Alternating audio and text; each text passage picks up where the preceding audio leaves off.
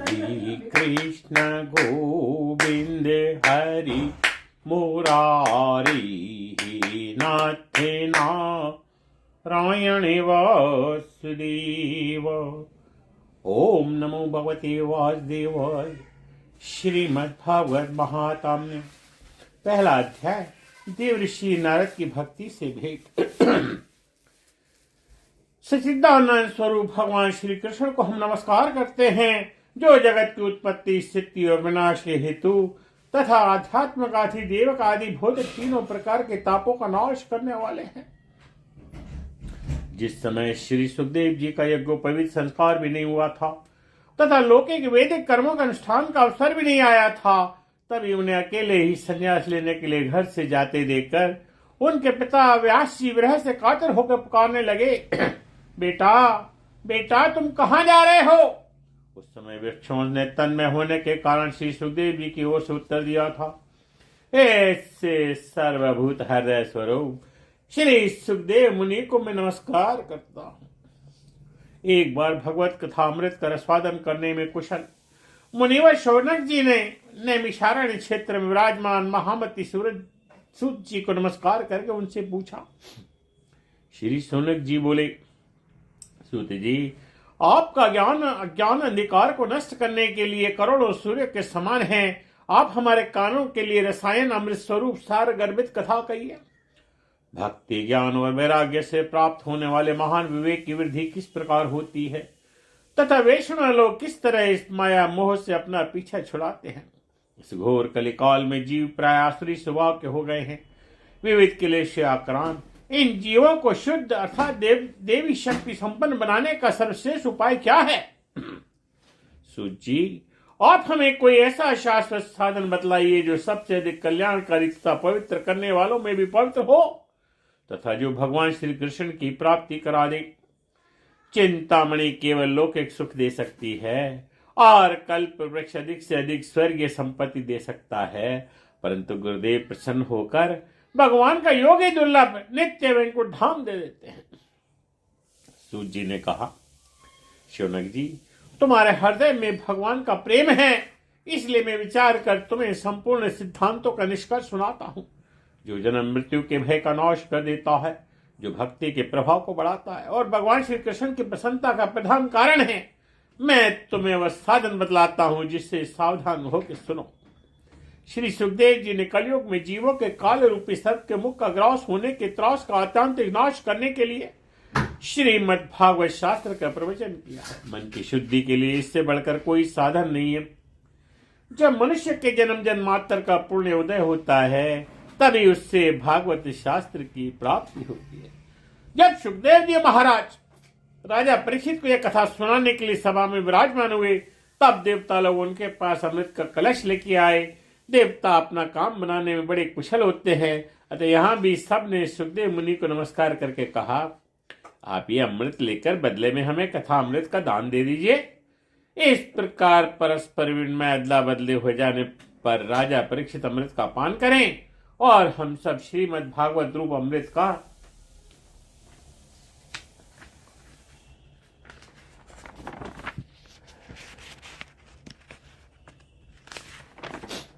पान करेंगे। इस संसार में कहां कांच और कहां महामूल्य मणि तथा कहां सुधा और कहां कथा। श्री सुखदेव जी ये सोचकर उस समय देवताओं की हंसी उड़ा दी। उन्हें भक्ति शून्य अर्थात कथा का अनाधिकारी जानकर कथा अमृत का दान नहीं किया। इस प्रकार यह श्रीमद् भागवत की कथा देवताओं को भी दुर्लभ है।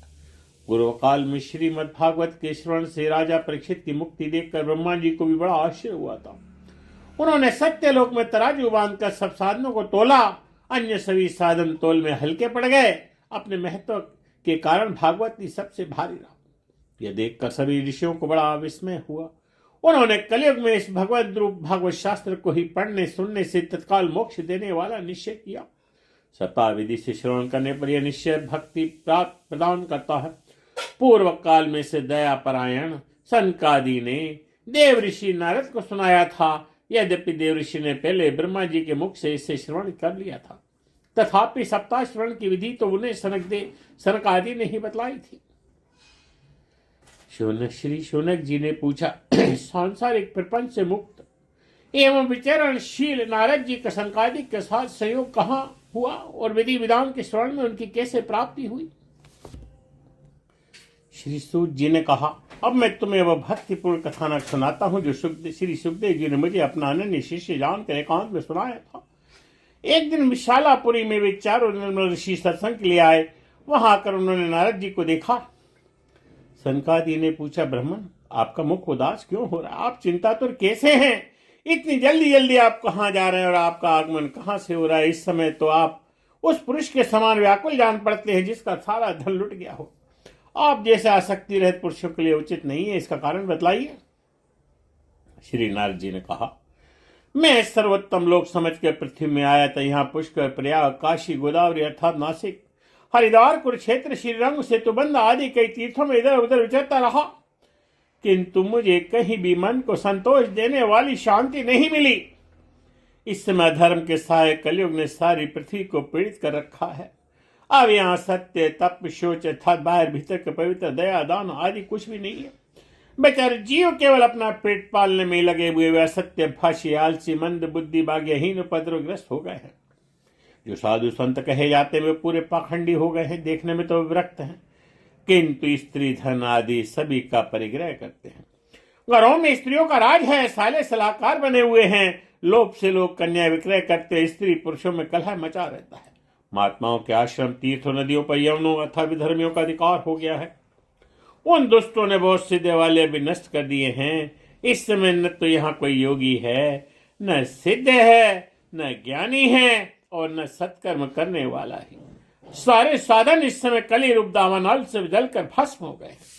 इस कलयुग में सभी देशवासी बाजारों में अन्न बेचने लगे हैं। ब्राह्मण लोग पैसा लेकर वेद पढ़ाते हैं। स्त्रियां वेश्यावृत्ति से निर्वाह करने लगी हैं।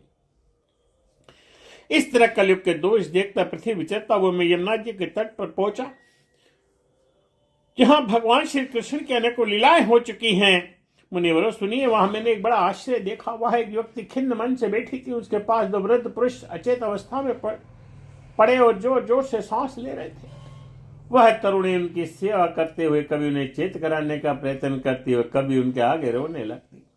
वह अपने शरीर के रक्षक परमात्मा को दसों दिशाओं में देख रही थी। उसके चारों ओर सैकड़ों स्त्रियां उससे पंखा जल रही थी, बार बार समझाती जाती थी। दूर से यह चरित्र देखकर मैं कुतूहल वंश उसके पास चला गया।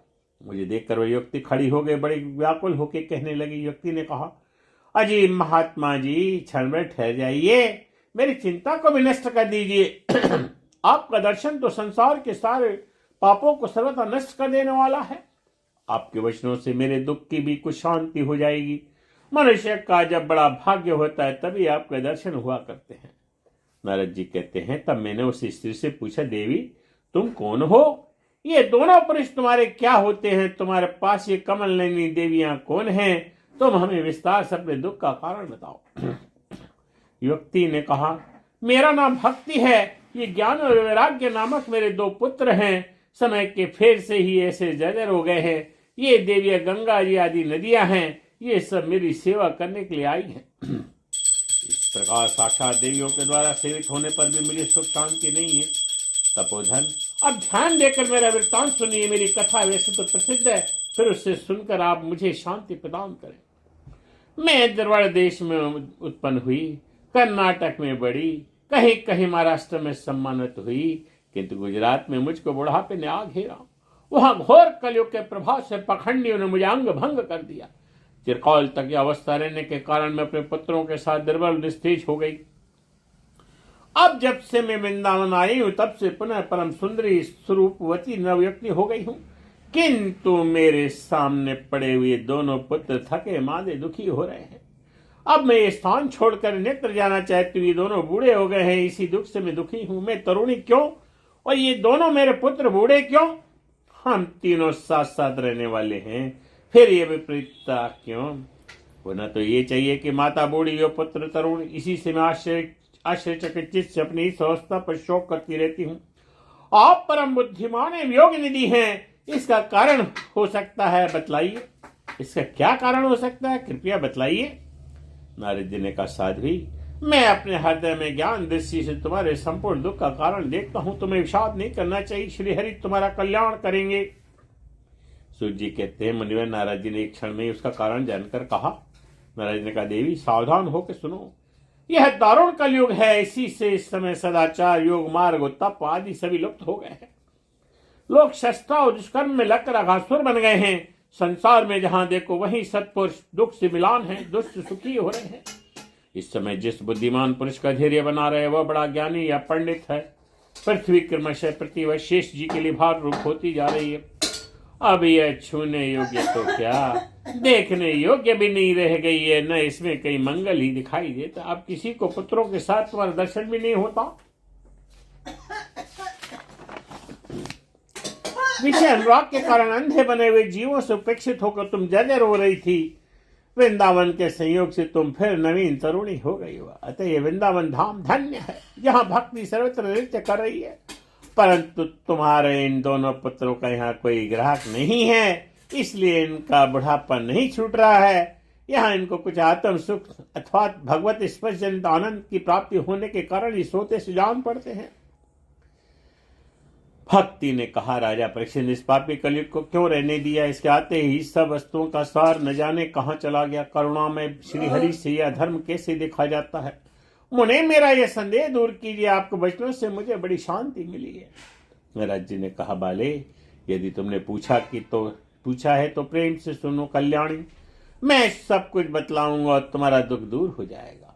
जिस दिन भगवान श्री कृष्ण इस भूलोक को छोड़कर अपने परम धाम को पधारे, उसी दिन से यहाँ संपूर्ण साधनों में बाधा डालने वाला कलयुग आ गया।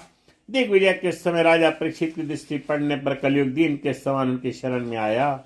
धर्मर्थ के समान सारग्रही राजा ने यह निश्चय किया कि इसका वध मुझे नहीं करना चाहिए, क्योंकि जो फल तपस्या, योग एवं समाधि से भी नहीं मिलता, कलयुग में वही फल श्री हरि कीर्तन से ही भली भांति मिल जाता है।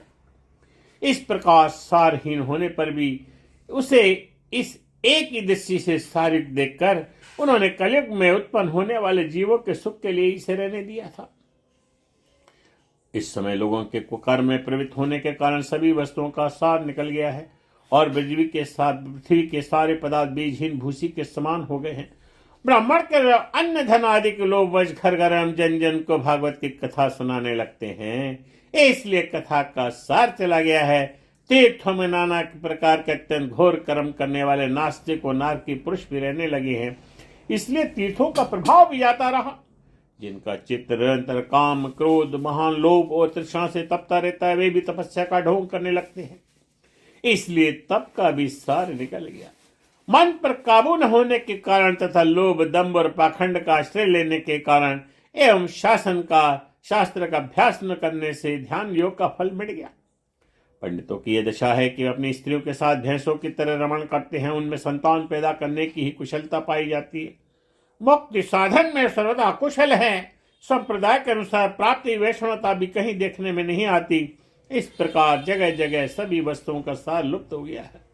यह तो इस युग का प्रभाव ही है, इसमें किसी का दोष नहीं है। इसी से पुंडरीकाक्ष भगवान बहुत समीप रहते हुए भी ये सब सह रहे हैं। सूत जी कहते हैं, शौनक जी, इस प्रकार देवर्षि नारद के वचन सुनकर भक्ति को बड़ा आश्चर्य हुआ। फिर जो कुछ कहा उसे सुनिए।